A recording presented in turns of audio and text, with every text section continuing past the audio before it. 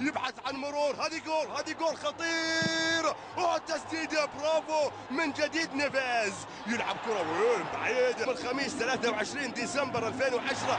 خليل جلال سلامتك يا خليل، ما تشوف شر لك. الفيصلاوي هنا، شوف خليل جلال ما سيطر على نفسه في الكره الماضيه، طبعا هو كان وقوعه على ارض الملعب. سلامات طبعا. الليزر يظهر الان في منتصف الشاشه تماما. صايدينك الربع ترى يا الحبيب. في العطيه وائل حيون ممكن يسدد وهو بعيده. اخرى نقله زيزو يعدي عبد العزيز الدوسري ونبيس جول. يا مهارتك يا فريدي. كرة تلعب عالية داخل منطقة الجزاء، رأسية الآن في الخلف. رادوي حلو في أقصى اليمين، يبحث عن عرضية تأتي ونبيك في الجانب الأيمن، يعدي يلعب عرضية عدت جول.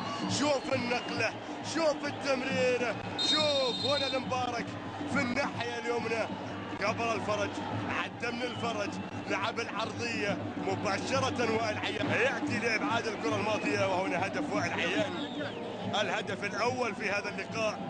شوف العرضية وشوف اللعبة من وائل عيان على يسار حارس المرمى. خطيرة هذه جول.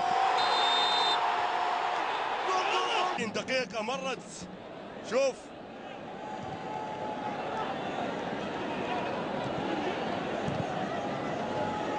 على التسلل. شوف ايوه، نبغى لقطة مثل هاللقطة، شوف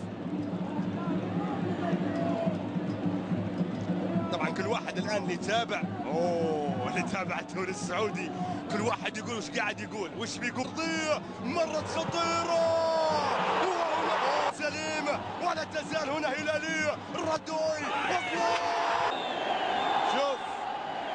شوف العرضية من لما عدت.